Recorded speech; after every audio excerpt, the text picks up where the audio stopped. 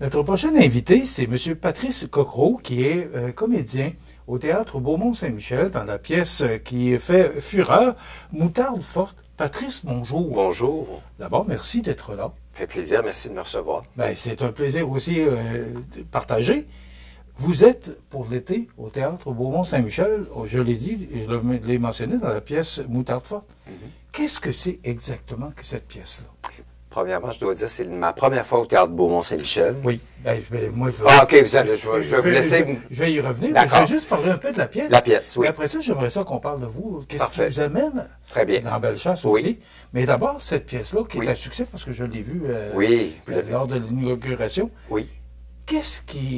C'est quoi Moutarde forte? Parce qu'il y a beaucoup d'interventions d'abord de votre part. Oui. Vous êtes très présent sur scène. Très, très présent. Donc, Moutarde forte, c'est une création. Alors, voici le contexte. J'incarne un personnage qui s'appelle Gilles, qui est entrepreneur à succès, qui est dans les affaires, construction et tout ça. Ça va très bien, ses affaires, mais son couple bat de l'aile. Alors, il a épousé Christine, incarnée par Nathalie Mallette, et il soupçonne sa conjointe d'avoir un amant, ce qui s'avère être vrai. Elle a un amant qui s'appelle Adam, incarné par Jean-Denis Baudouin. Et là, le personnage de Gilles que j'incarne s'applique à vouloir récupérer sa femme parce qu'il sent que tout lui glisse sous les mains, lui qui est très, très contrôlant. Là, ça lui échappe. Alors, il met en place différentes stratégies pour récupérer sa femme et de là, toute la série de quiproquos qui s'ensuit.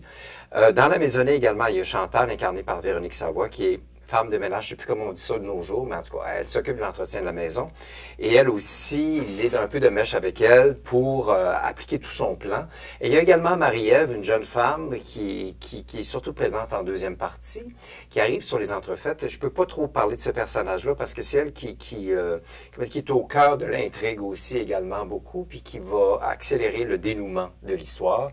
Mais depuis qu'on a commencé le 17 juin, là, c'est vraiment, ça rit, ça marche très, très fort. On est content, on a des salles pleines.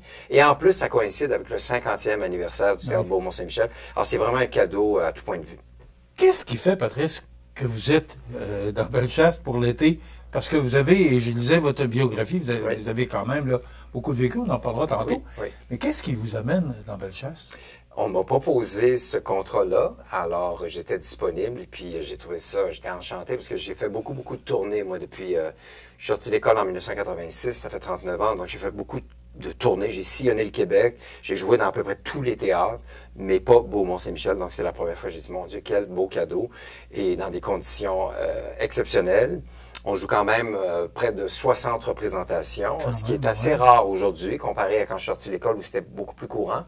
Il y a le forfait souper et théâtre en même temps. C'est une création, j'ai fait beaucoup de créations depuis 39 ans. Et puis c'est un lieu absolument magnifique. Je me balade beaucoup dans la région et j'en profite pleinement. Est-ce que c'est votre première expérience en théâtre d'été? Non, j'en ai fait plusieurs depuis 39 ans.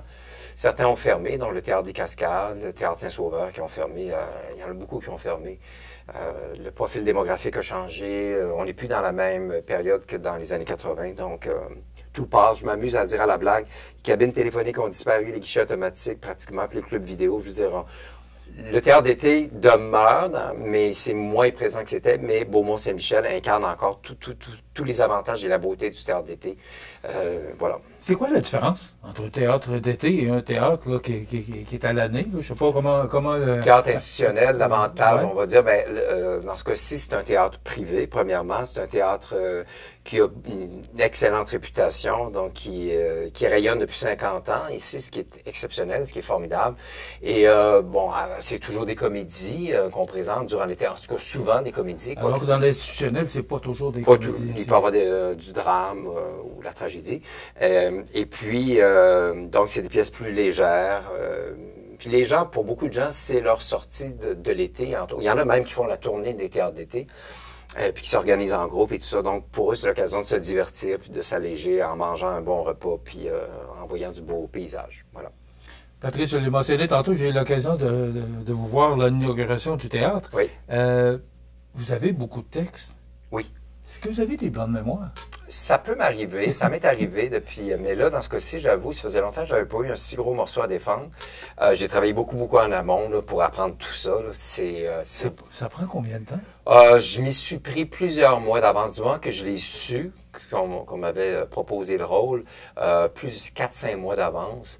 Puis moi, de la façon dont je procède, c'est qu'au départ, ben, je lis l'histoire, évidemment, puis ensuite, je surligne le texte que j'ai à dire, puis ensuite, je le lis, scène par scène, et j'y vais à chaque jour, je sais pas, je dis... j'apprends une dizaine ou une vingtaine de répliques par jour. Puis je la fais 10 fois chacune. Puis là, je la refais. C'est comme une chanson. Donc, c'est comme faire ses gammes. Alors, on répète. Puis ça s'assimile, ça s'intègre, ça s'organise. Et ce qui fait qu'on peut y penser. On est présent au partenaire, puis on joue sa partition. Puis voilà. Et après ça, ben là, c'est des pratiques qui commencent. S'enchaînent. Oui. Et c'est combien de temps, les pratiques? C'est environ, là, on a répété 150 heures. Habituellement, c'est autour de 120 heures, réparties en blocs de 3-4 heures. Ça dépend. Donc, il y a quelqu'un qui est l'assistant. Dans ce cas-ci, c'était une assistante, Mathilde, qui est formidable, qui faisait l'assistance, donc qui a fait tous les horaires. Et j'ai oublié de dire, la mise en scène est de Robert Bellefeuille, qui se trouve être le conjoint de Nathalie Mallette, et Jeanne Bellefeuille qui incarne Marie-Ève, le personnage qui arrive surtout en deuxième partie. C'est la fille de Nathalie et de Robert. Donc, il y a quand même un aspect familial dans cette production-là. Mais il y a des gens... Nathalie, j'ai joué avec elle 2 ans durant la tournée de Symphorien, qu'on a terminée récemment. Puis, donc, on a beaucoup de complicité tous les deux. Puis, c'est une belle équipe, tout le monde, là, vraiment. Oui, puis on le sent sur la scène. Oui, je pense que vous êtes à l'aise parce que oui. Il y a une synergie, il y a une chimie là, qui s'est installée entre les comédiens. Puis d'ailleurs, moi, qui vois beaucoup de théâtre, je suis invité dans plusieurs théâtres, donc je vois, puis je trouve que ça sent... Je trouve que le sixième partenaire... Le sixième, en tout cas, il y a les personnages entre eux, mais il y a un personnage supplémentaire qui est le public, mais aussi ce qui se dégage d'une production. Je trouve que ça se sent quand il y a du sable dans l'engrenage, ou au contraire quand c'est très fluide. Ça se perçoit, moi je trouve ça. Et dans ce cas-là, c'est très fluide. Vous parliez de Symphorien, là, qui vient de se terminer, une tournée que vous avez faite. Oui. Mais vous avez joué, entre autres, et le cœur a ses raisons, les Bougons, Rumeur, District 31. Oui. Est-ce que c'est plus intéressant, plus fun, permettez-moi l'expression, plus fun de faire du théâtre d'été ou du théâtre institutionnel que de la télévision ou du cinéma ou des voix. C'est tous des médiums différents. J'ai touché à tout. J'ai fait des livres audio. Qu'est-ce que vous préférez? J'aime beaucoup le théâtre, j'aime beaucoup la télé, j'aime beaucoup le cinéma. Les livres audio aussi, c'était très intéressant. C'est un bel exercice de concentration. La mise en scène, j'y ai touché. Je suis content de l'expérience, mais c'est pas quelque chose qui m'appelle. Je pense que je serais un bon directeur d'acteurs pour aider des acteurs, des jeunes acteurs et actrices à faire une audition. Ça, pas de souci. Mais faire une mise en scène, concevoir, je l'ai essayé, mais c'est pas quelque chose qui me nourrit beaucoup. Alors, je laisse ça à d'autres qui ont plus de talent. Mais le jeu, pour moi, ça reste du jeu. C'est sûr que le contexte diffère de la télé et du cinéma. Le cinéma, des fois, on attend beaucoup. C'est un autre type de concentration et d'attention et de travail. Le théâtre, évidemment, c'est en direct. Puis la télé, c'est autre chose aussi. Les conditions ont changé quand même. Tout va beaucoup plus vite. Bon, on sait qu'on vit une crise budgétaire au niveau des arts, un peu partout. Alors, ça, mais j'ai eu la chance j'ai été très choyé de pouvoir explorer tout ça, toucher à tout depuis 40 ans. Donc, puis moi, je suis pas à la retraite, même si j'ai l'âge que j'ai. Là, je vais recevoir ma pension du Canada l'an prochain. Fait que je me dis, mon Dieu, mais je suis pas du tout à la retraite. J'ai beaucoup d'énergie. J'ai écrit un solo récemment que j'ai fait des demandes qui ont été refusées, mais je vais refaire des demandes. J'ai une équipe et je souhaite fortement pouvoir faire ça pour la première fois, un texte de mon cru, et être en solo sur scène. Ça, c'est quelque chose que je veux absolument faire. Et ce serait dans je sais pas, il y a déjà un diffuseur qui est intéressé, mais le texte a été retravaillé, tout est prêt. Il reste à le faire, mais ça prend des sous pour ça. Puis donc, je suis en quête de financement. Mais est-ce que ce serait en humour ou... Ce ne serait pas du stand-up. C'est du théâtre écrit, mais il y a quand même une portion d'humour. Et puis, donc, j'ai écrit ce texte-là. Puis, oui, il y a de l'humour, la légère, mais ça reste un produit théâtral, quand même. Bon, mais j'aimerais faire de l'humour aussi sur scène. J'ai un autre projet aussi en tête. Vous avez parlé de votre jeune âge. Oui. Et ça fait 40 ans. Oui. C'est quoi le bilan, là, après 40 ans, là? Parce qu'il reste encore beaucoup de choses à faire, c'est ce que je comprends. Là, vous n'avez pas l'intention de vous arrêter. Ah, pas du tout. Ce serait quoi le bilan après 40 ans? Ça a été une école. Moi, j'appelle la vie une école, un laboratoire. J'ai eu des épreuves qui n'en ont pas été prouvées. J'ai eu des moments de grâce, des moments de joie, des moments de peine, des moments d'anxiété. J'ai souffert beaucoup d'anxiété. Je suis rétabli de tout ça. Je reprends l'avion, j'ai sauté en parachute, j'ai fait de la montgolfière. Je je suis rétabli tout ça. Et je donne des conférences d'ailleurs là-dessus. Puis je me sens très, très heureux de tout ce que j'ai eu l'opportunité d'expérimenter. Mais je me sens encore vert, encore neuf. On dirait que j'ai pas l'impression d'être blasé. Pas du tout. Je suis pas blasé. J'ai encore le goût de mort dans la vie, puis de voyager, puis d'expérimenter. Donc, je suis très, très animé. Je suis plus en forme à 64 ans qu'à 40. Fait que c'est ça. Qu'est-ce que vous aimeriez, là, vous avez parlé peut-être de faire un solo. Qu'est-ce que vous aimeriez, des choses que vous n'avez pas touchées encore là, dans votre carrière? Ben, j'ai des projets web, j'ai une chaîne YouTube. En fait, je jongle à différentes idées, mais je veux faire une chaîne. En fait, tout ce qui relève de la communication, pour moi, est très, très important. La façon de s'exprimer, l'expression.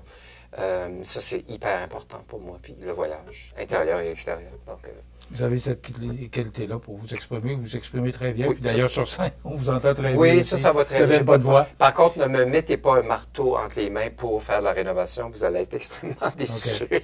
Donc, avez-vous vous intéressé? Avez-vous intéressé, oui, c'est ça. Patrice, est-ce que c'est plus difficile? Parce que je parlais de ça avec ma conjointe lorsqu'on est parti du théâtre. Il n'y a pas de micro, il faut parler fort. Est-ce que c'est dérangeant parce qu'il faut que tout le monde vous entende?